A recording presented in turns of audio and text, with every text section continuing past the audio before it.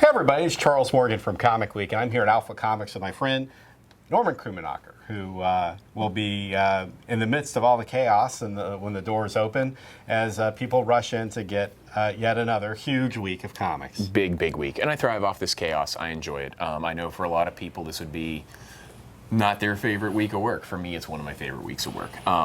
There are a bunch of big things that are coming out. Many of you already know what you're hot for, what you're looking for this week. There are a few things that might surprise you because you've been so intent in one place, you missed what's coming from the other, and we're going to show you some of that today. Well, you know, the store's not even open yet today, Norman, and the phones are already ringing off the hook because people want to get their hands on a little indie comic called Spawn number 300. Are you sure that they don't want Spawn number 300? Or maybe they want Spawn number 300. They could also want Spawn number 300. If they like to draw or go to conventions, they might want Spawn number 300. And if they like things that look like they were drawn just on white paper with black ink, Spawn number 300 is a great choice. There's also Spawn number 300 with art by Todd McFarlane. There is. This is not it. This is Capullo. Oh, and is this the one? This is one of the ones with the art by Todd McFarlane, but this is Spawn 300. And then, of course, there's Spawn number 300. If you know anything about Marvel, you know this one. Right, and finishing out some of our bigger books this week, we also have Spawn 100 plus 100 plus 100. That's 300 if you're keeping it Three of them. So yeah, it's a big week for fans of the number 300. So with all the Spawn, Norman, what do you think the odds are that these are going to sell out? I mean, you guys ordered pretty deep, but... This is one of the deepest, largest orders for a single title that I've seen since I've worked here. It's larger than virtually any shop our size does. We're going to sell out of them, if not today, the next day. Right. So this is an oversized issue. It's gonna run you a little more than your standard comic. Where are they, about $7.99, I think. Yeah. But yeah, you're not going to want to miss out on this. Todd McFarlane is back doing the art, for this issue. So you get to sort of see the culmination of basically 3 decades of Spawn. Spawn is one of the most important comics of the modern period. It's not the first Image title to be released, but it is the one that has the most longevity of the original Image launch titles. Absolutely. And there's also a lot of buzz for 301, 302, which are already being solicited. So, a Key Collector Comic and other apps and websites out there that sort of speculate on what the future of the market's going to be are hot on Spawn right now. It's a good time to get into the series.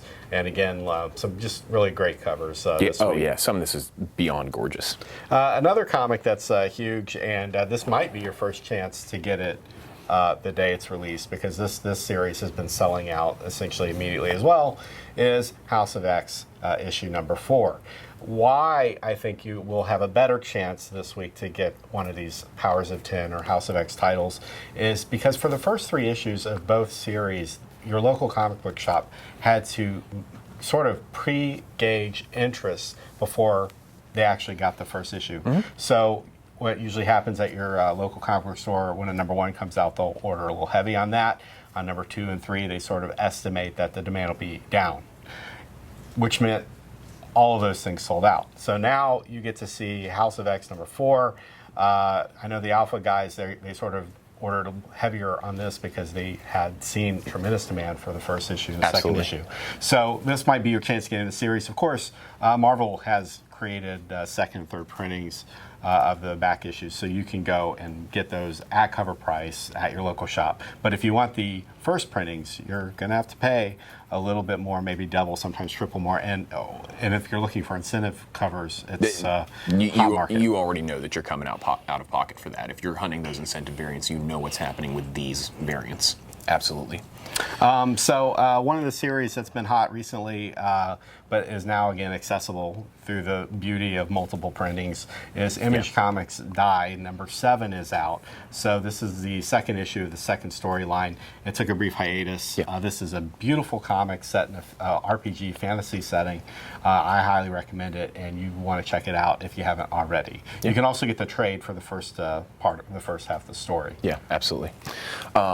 Another, and they've been doing a lot of very interesting reproduction, facsimile editions or reprints. One that they're doing is Detective 854. You can see that it's got our new CW, Batwoman, Ruby Rose on it. It's pretty impressive, the willingness of the companies to kind of back up what they're doing. And it's a $1 comic. So, expect to see maybe this banner on more things, plugging into more more properties in the DCEU. Some facsimile comics, which are going to be full price this week. There are two that you should know about. There's the Spider-Woman #1. This has got the original ads and everything. So this is sort of a modern reprint of a classic comic as it would have looked with improved resolution. And there's also Batman #181. So these are two great Silver Age and Bronze Age comics that you can pick up without having to pay the vintage price for a nice copy. Just the facts. What else are you reading this week? Once again, No One Left to Fight. One of the best things that's been out recently. It is a bombastic story that's told about what's actually happening to the people who are in a bombastic story. When Superman walks off, we see Clark Kent. When Spawn hides, we see him living his life as a woke hobo. Right. But we rarely get to see from the jump the protagonists as themselves with the greater cult of their personality around them. And that's we jumped in way after, and it's not using in media res, it's not jumping back repeatedly. It's just a very solid and interesting comic. Yeah, I like the character development too, and it's like you said, it's very bombastic, beautiful Technicolor world that it exists in. But it's been very cool. I'm going to be honest. I'm wearing the Spider-Man shirt today. I sort of wear a different thing. Well, you went big. I went big. Going big more ways than one. But Amazing Spider-Man Going Big #1. It's a one-shot with one of my favorite comic book creators, Erik Larsen, back at the helm doing a Spider-Man. He is the third story here. You also have Jerry Conway and Mark Bagley. But I got to read through this while they were putting the stock away, and I just love it. It's a $4.99 comic. I highly recommend it. A lot of gags, a lot of in-jokes. This isn't something that you should take seriously, but it is nice to see some of this like all-star talent go and have a little bit of fun with like a great character. And if you've read Savage Dragon at all lately, you will recognize a lot of Larsen's style has evolved since he was in Marvel before Image Comics started. So it's a great week also to have this come out because the Image creators leave to basically revolutionize the comic book industry. And the very week that Todd McFarlane comes out with a 300th issue of Spawn, which is a statement, right? Erik Larsen has the freedom to go back to Marvel, do a little bit of a story, and give fans a little bit of fan service. They like to see him do Spider-Man, and he did it in a good way this week. And similar to the Spider-Ham, the Spider-Man Annual Presents Peter Porker #1 that came out earlier, like you were saying, you don't have to take this very seriously, but it is talking at the level where it's saying real things about comics. The only thing that I'm going to say, and I won't say what it is, but at the end there's always a "the end" or catch the next issue or "till next time, true believers." The little word box there, it's pitch perfect. Yeah, it's perfect capstone. Additionally, this week, Jason Aaron's Sea of Stars. I get to talk about all my fun ones. This is just brilliantly executed. Every time you come up against the trope, it's better done, and it's not going where you think it is. There are two characters in this that, if you haven't read it, I really don't want to ruin anything. But there are two characters who kind of append themselves to one of the protagonists, and it's almost like they're talking about the comic itself and what's happening when they're talking about the protagonist. That's all the further that I'm going to go into it, but it is delightful storytelling. Absolutely one of my favorite things. And Jason Aaron, most of you know him. Most of you would, pray at his altar and go and see anything that he's doing. This is one you have to get out there and find. And this is a comic that's seen multiple printings, at least of the first one. So it's developed a little bit of a cult following. Speaking of cult following, you have Doomsday Clock. Show the front and the back to make sure they get to see Just that. in case anybody's wondering if we carry Doomsday Clock, this is what it looks like on the back. Yeah, so And this is the front. So anyway, this is the 11th of 12, right? Yes, it is the 11th of 12. And I'll go ahead and answer your question now. And you pick this up and you say, so when's 12 coming out? When I can stand here holding a copy of 12 and tell you this is the day that it actually shipped to us, that's when 12 comes out. Yeah, and you don't want to read too much on the internet about this before you buy it. There's major spoilers out there. The last page has already kind of been leaked. We won't show it to you when we flip through it, but yeah, it's things are coming happening to a head. I wasn't a big fan of Deceased, but I was reading deceased follow-up that they have, which is called A Good Day to Die, another miniseries. This is by a different creative team. I actually found this more compelling. Now that's just my taste. I kind of like stories that are a little bit paced differently. I thought Deceased was way too quick for me, but so there's a new miniseries for this in the sort of set in the Deceased kind of universe. So that is out. There's 2 covers. This is a Conjuring homage cover and another horror title. It's a big week for horror titles. It is a big week for horror titles. This Spawn and House of X are going to be big titles. This is going to be hard to find. This is also going to sell out. You might have already sold out of it, but this is Something is Killing the Children, speaking of it. But this is a horror title. It has 3 covers. It has a really great Jenny Friesen cover, right? And so this is from Boom. Boom is just, I don't know. They just come up with one property after another that's just really well done. One of the most interesting publishers in comics today. So this is something you definitely want to keep your eye out. If you are lucky enough to get a copy of it, just give it a try. And if you don't like it, you can just flip it on eBay because I'm sure it's going to be selling for more than cover price by the end of the week. So there's a whole slew of number 1s. So we'll run through them real quick. I mean, this isn't exhaustive, but this is Alpha usually orders pretty deep on indies. So you got Archie and Friends, Back to School, Back to the Future homage. There's a Marvel. Further into the absolute carnage, the one-shots that are tying things together, which I appreciate, Marvel. Instead of 7 series to follow, give me like 1 or 2 and then some one-shots.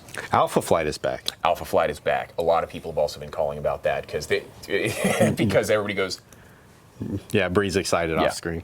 Then you got Mr. Peabody and Sherman. Yeah, you don't think that I'm familiar with those? You don't think that I... Did I ever tell you about what happened in Musylvania? No, what happened in Musylvania? Yeah. So that was that like uninhabitable island between Canada and the United States in the Rocky Bullwinkle show. Well, the creators of Rocky Bullwinkle actually went on a campaign in 1962 to try to get it to be admitted to the Union.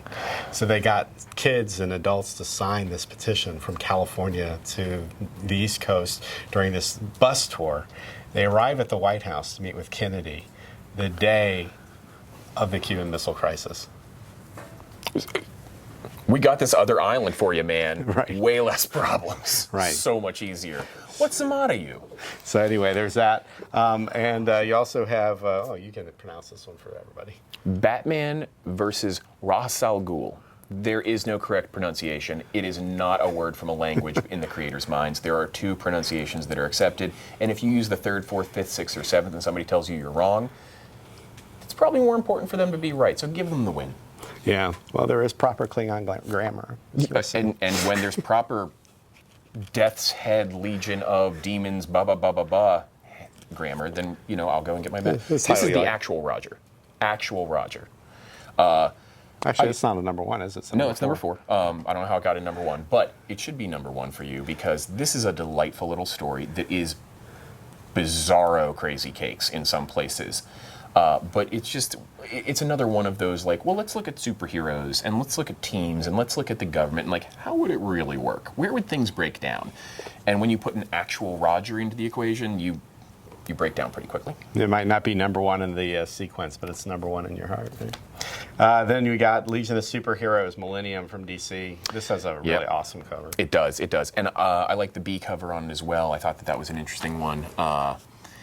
It's a series that a lot of people have been looking for to come back. They missed the Legion.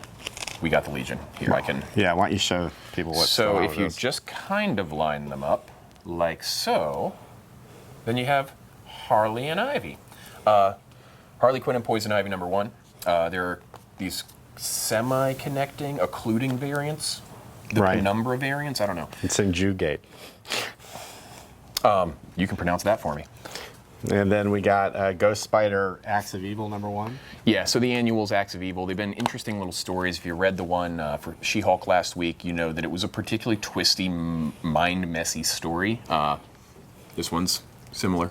Yeah, we got another cool, it's probably a sort of a psychological horror title, Everything, number 1. Set in the 80s, probably? I'm not certain, but the aesthetic looks like it. And, it has, even on the cover, a little bit of pun work, Everything, see what's in store. So it's setting you up for a little mind meldiness.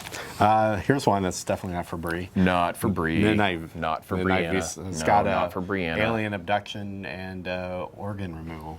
So Yeah, it's the vivisectiest book we have this week. and here's one you don't want to look at too fast.